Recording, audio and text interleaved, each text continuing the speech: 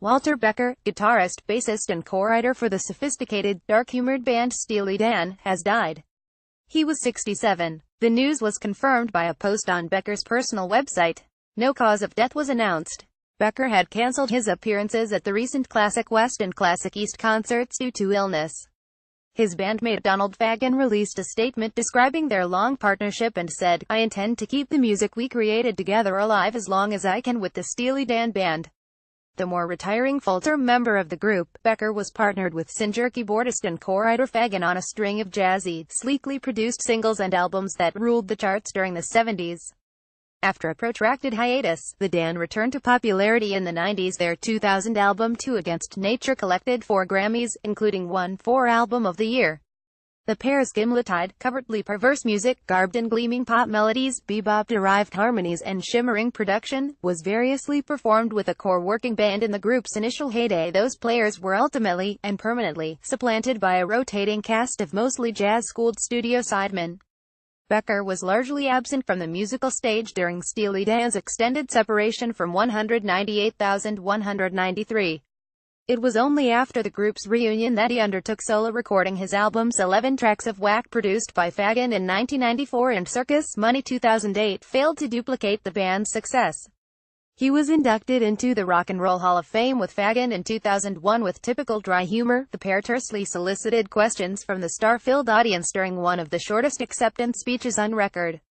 Becker was born February 20, 1950 in Queens, NY, and was raised in the Borough community.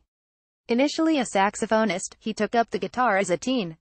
He encountered his future partner Fagen as a student at Bard College in Anomaly-in-Hudson, NY, while playing a gig at the local club The Red Balloon. In his 2013 memoir Eminent Hipsters, Fagen, who studied music and English at the school, recalled, "His amp was tweaked to produce a fat, mellow sound, and turned up loud enough to generate a healthy Albert King-like sustain." The musicians bonded over their love of jazz and blues and the writing of such novelists as Vladimir Nabokov and humorists Bruce J. Friedman and Terry Southern. They performed together in a number of campus bands, including one, the Leather Canary, which included classmate and future Saturday Night Live star Chevy Chase on drums. Becker withdrew from Bard without a diploma after Fagen graduated in 1969. The musicians moved to Brooklyn to find work in the professional music business. They served as studio members of the pop act Jay and the Americans. In 1971, the duo decamped to Los Angeles to serve as house songwriters for ABC Dunhill, the publishing firm operated by the Americans record label.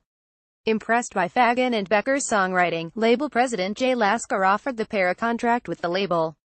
They organized a working group with New York guitarist Denny Dias, guitarist Jeff "Skunk" Baxter and drummer Jimmy Hodder on early recordings. With this lineup, Becker usually served as bassist.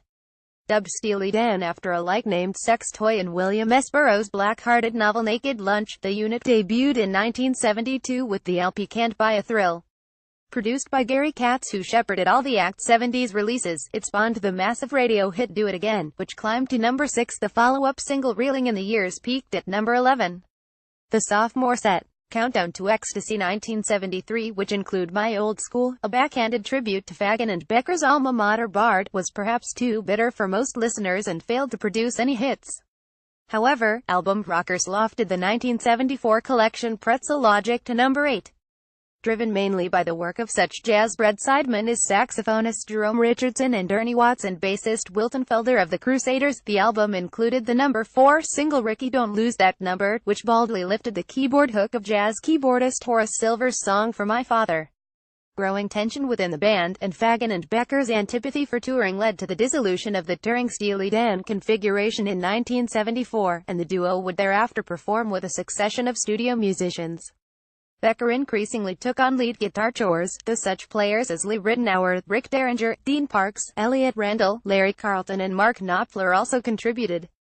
The albums Katy Lied No. 13, 1975 and The Royal Scam No. 15, 1976 bore no hit singles, but were lofted by FM radio play. The group's biggest early hit came with Asia, a shimmering No. 3 set that included the top 20 singles Peg and Deacon Blues. A confluence of difficulties led to the band's 1981 dissolution. The prolonged making of Gaucho, which contained Steely Dan's final top 10 hit Hey 19, witnessed burgeoning antipathy between the two long-running partners. It was the Gaucho album that finished us off, Becker said in a 1994 interview with England's Independent. We had pursued an idea beyond the point where it was practical. That album took about 2 years, and we were working on it all of that time, all these endless tracking sessions involving different musicians. It took forever and it was a very painful process. The personality clashes were exacerbated by a lawsuit engendered by the drug overdose death of Becker's girlfriend Karen Stanley and a serious injury Becker sustained when he was struck by a New York cab. Becker retreated to the Hawaiian island of Maui, where he grappled with drug abuse and laid low. I spent a couple of years not doing any music or anything, just here in Hawaii trying to get healthy and adjust to the new regimen I was setting up for myself, he told England's Mojo magazine in 1995. He crept back to work as a producer, helming albums by China Crisis Flaunt the Imperfection, 1985, Ricky Lee Jones' Flying Cowboys, 1989 and Michael Frank's Blue Pacific, 1990.